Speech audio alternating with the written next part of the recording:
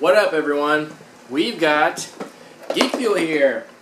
So, let's see what's in this box and see what we got this month. So, obviously, we got a shirt, and this one is a crossover. No surprise. So, take a look at this. So, when I first saw this, I thought it was very cool because I thought it was a crossover between Star Wars and God of War. I thought it was Kratos and Boba Fett. That's what I thought. But apparently I was wrong. They said on the card that it's a crossover between Star Wars and Ziggy Stardust by David Bowie, I believe it is. Is that right, David Bowie? Yeah. So that's the crossover it is, which is so weird. Like, what an odd crossover. I think the whole Kratos thing would have been a better crossover, but they specifically said on here that it's Ziggy Stardust, and it's like, why would those two ever be crossing? It says something about, like, bounty hunters, and it's like, what? So, maybe Kratos was inspired by that too, but it literally says Star Wars and Ziggy Stardust, so whatever. So, for that reason, I'm only going to give this shirt a 6.75 out of 10. Because I don't think most people will get that reference. I think some people will, but I also think it's a very odd crossover. It's odd to put those two together. It looks cool, though. I think it's a cool shirt. It's very subtle, and it kind of fits in with the background color. So it's a cool design. I like it. I honestly think I'll still wear it. But just kind of weird crossover that I don't think everyone's going to get. So that's why I got a little bit of a lower score. And it's on like the heavy cotton, so it's not super fitted, so the quality of it isn't great. But it's still a good shirt, though. I think some people will like it, but I just don't think everyone will like it. So it gets a 6.75. Then we got a comic book. So this is a Bob's Burger comic book. So from what I was looking up, from what I hear, it's number 3. I couldn't see it anywhere on the cover, which is surprising. They always usually put the number on the front, but I'm pretty sure it's number 3. But anyway, something interesting about this, very common in boxes that you'll see comic books with exclusive covers. This one's exclusive, but look here. We actually have the robot from Geek Fuel in there. So someone actually designed this cover, obviously specifically for Geek Fuel, but like actually put their little emblem in there, which is pretty cool. Like, that's something I've never seen before. That's pretty a big deal. And something I've also always liked about it, they put a certificate of authenticity with their comics. And that's something I've always respected about this company. They put little things like that, like little pieces of thought in there, that make them really special.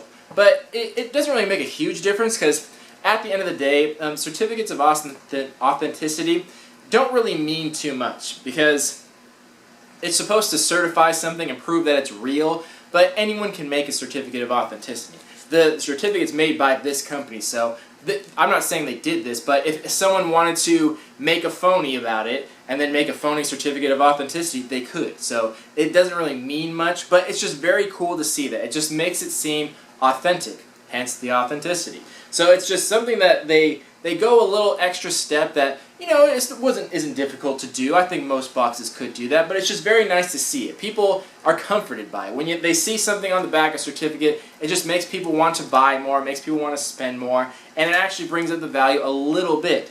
And I was looking at the resale value on this, and it was actually pretty high. I didn't think Bob's Burgers would be very collectible or people would want it, but it seems like they do. So that's very cool. We often get exclusive comic books or covers in this box, and the fact that they come with certificates is very nice. Like, it's little things like that that just show that they care. This company cares, and they take a bit of extra time here and there to put thought into it. So I've always respected that they do that, and I really appreciate that. So I'm happy to see an exclusive cover, and I'm happy to see the little certificate.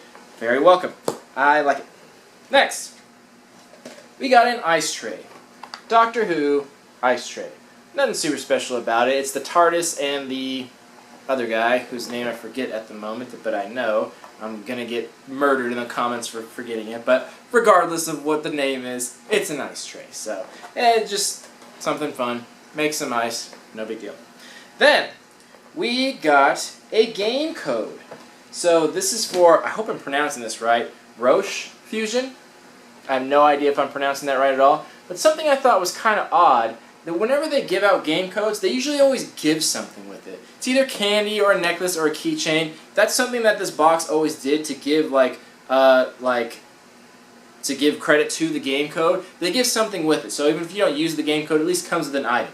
This month didn't, which I thought was very odd. I like that they always did that because not everyone uses the game code, or people that use codes maybe don't use every single game. So it was nice that it came with something, but this one didn't, which I thought was odd. So it looks like a fun game, but if you're like me, like nothing against Steam or game codes, I'd love to play them, but I'm just limited on time, so I don't have time to try out new games every like week or so or something like that. And I just am not a big PC gamer. My computer's not very strong. Like, it doesn't have good processing power. Blah de blah, so on and so forth, things like that. So I'm kind of bummed that it didn't come with anything else with it. But you know, it is what it is. It's a $12 game code, but again, that's always debatable because there's always discounts. There's always things going on in Steam. So, but they claim it's worth $12.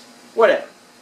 Next, we got some nail stickers. So these are little adhesive things that you put on your fingernails to make them look like they're painted, and these are like in theme of comic books. So obviously geared more towards girls, but they have a little thing on the back which is, that was so stupid, but it's kind of funny at the same time, like saying how you could give it to someone, or I don't know, it's just kind of funny. Obviously geared more towards girls, but at least it's just filler, so it doesn't make a huge difference. It's not the main item, so if something's geared more towards girls or guys here and there, no big deal, it happens. So it's good for girls to get something here and there. Like, I don't really mind it. It's just filler stuff anyway, so no big deal on that. Then we got a poster. So this game didn't come in super good quality. It got kind of dented up, but that's just kind of what happens with posters. It's a very common thing. So this is artwork, obviously referring to the new Star Wars movie that came out, and I'm not super familiar with it. I think that's Lord Phasma, I think, but don't quote me on that because I'm not totally sure. I haven't been keeping up with the new Star Wars stuff. I'll definitely see the movie, but I'm not super up to date on everything. But what was the artist? Eric Scarecrow. So I've heard the name before. He did a nice job and everything, but it's still just, I would hope that boxes kind of move away from this poster style. So many have, and they've gone to like the nice printed one that fits in the box, like a nice cardstock, like Comic-Con box does, like Nerd Block has moved to, even Collectible Geek has moved to like the cards, where it's a lot nicer. Posters like this, they're just too easily damaged. They're nice, and this is on nice cardstock. It's nice, like, thick cardstock, but it's still, like, it's too easy to get damaged. So everyone likes posters, nothing against them, but I don't think it's a good idea to put these type of posters in boxes for the exact reason. Like, the corners get dented, it gets smashed, and so on and so forth. So it's fine that they do it every once in a while, but I hope they move to a different style of putting posters in there. I think that would be a good idea. So that was all the items in the box. Let's run back through it and give it some value. First, the t-shirt. 12 to 15. No argument. And that got a 6.75. Then, the comic book. This was actually kind of all over the place. Right now, if you're looking to get one, there's not many options. You have to pay like $30. There's one auction going, which I'm sure will sell for a lot less than that, but I actually saw some sell for about $30. Like, that's pretty amazing. But a lot were selling for a lot less. So I'm going to give this a range of like 20 to 30. I know it's a really wide range, but it kind of depends. I don't see a lot of people trying to seek this out specifically because it's not like a super popular comic franchise or anything, but it is somewhat rare, it is exclusive, and it comes with a nice certificate of authenticity. Geek Fuel is popular, but not that popular, which is good because when you get exclusive items in there, they're actually kind of rare. Whereas like Loot Crate, if they're exclusive, doesn't matter because 500,000 people have that same thing, so it's not a big deal. So when they put stuff in a box, it's actually still a little bit like worth some money. So it kind of depends. I'm not sure if it's going to go up much in value, but you could get it for probably somewhere between 20 and 30 if you were looking to buy it. So that's how much that would cost. The ice tray. These are actually about $10, which I was pretty surprised by. That seems like a lot for an ice tray, but that's how much they cost. Like, that's pretty much how much it is in store, like 10 to 12, and online about $10. Like, I was surprised too, but that's how much it is. $10 for an ice tray. Then the game code. So this is always hard to value because it depends on the individual. I have said if you're getting Geek Fuel, you should know that they always come with a Steam game code, and they finally started putting it on their website, which is good. But if you don't use the code, it's technically not worth anything. It's not a tangible item, so it's hard to give value to a tangible item. So this always gets a very wide range. Technically, it costs 12, but at the same time, there's always discounts, there's always deals on Steam, and it probably goes for a lot cheaper than that. But if you don't use it, then it's technically not worth anything, because it's not. So the range on it is 0 to 12. Usually it gets some value because it comes with an extra item a lot of the times, but this one didn't. So if you don't go through the trouble to use it or play it, then it's technically worthless. So the range on that's going to be 0 to 12, which again gives it a very wide range, but there's not much I can do about that. Then the nail stickers. These are very cheap and very common. You can find these online for like $1, for like very nice quality ones. So this is only going to get about a $2 to $3 value, because they're stickers. They're a little bit different because they're supposed to go on your nail, but they're still stickers at the end of the day. So like $2 or $3, and that's being more than generous on that value. Then the poster.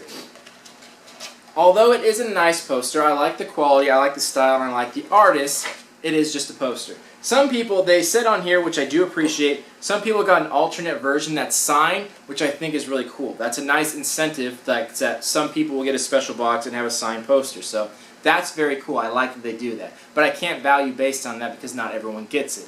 So for most people, you got a poster, but regardless of the artist or anything like that, it's not signed or numbered, so it's pretty much only worth what it costs to print it, which would be about $2 or $3. So that's the downside of the posters, and they usually always come damaged, which that just kind of comes with the territory. That's why I hope they move away from this style. But anyway, $2 to $3 on that.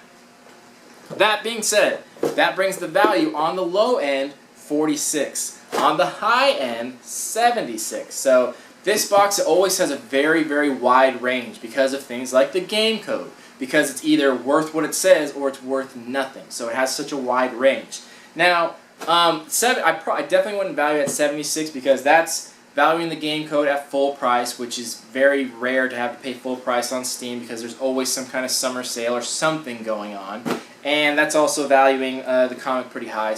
But even still, that's the good news about this box. Even if you hate Steam, even if you don't like game codes, even if you don't use it, without the code value at all, you still got pretty much double your value, which is great. So that's why, at first I didn't like the game codes, but now I really don't mind them because it just doesn't really affect it too much. Because you could literally take the game code completely out of the box, and you're still getting a good box. You're still getting good value. You still get a good variety of stuff. You still get exclusives with nice certificates in there, so there's really not much to hate about it. This box has been getting better and better, and like I've always said about this company, the company in general is good. They seem like they're genuinely nerdy people, and they genuinely care about putting in good stuff, which is good. I really like to see that. So with that being said, I'm going to give this an 8.25 out of 10 because it depends on you. The box value could be much higher, but that's depending on the individual. I'm giving it this score for the general population, for what most people would get out of this box. But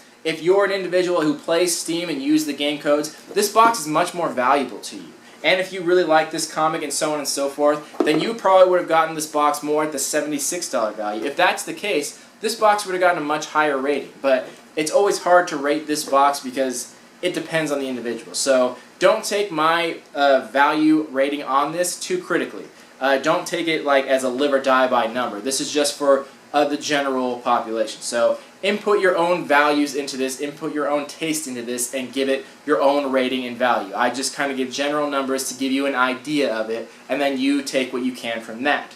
So, that being said, for most people I'd still give it that kind of rating. But if you like Steam game codes, go for it. So, 8.25 out of 10, 6.75 out of 10 on the shirt. This has been Geek Fuel. Thank you all for watching. Love you all. Peace.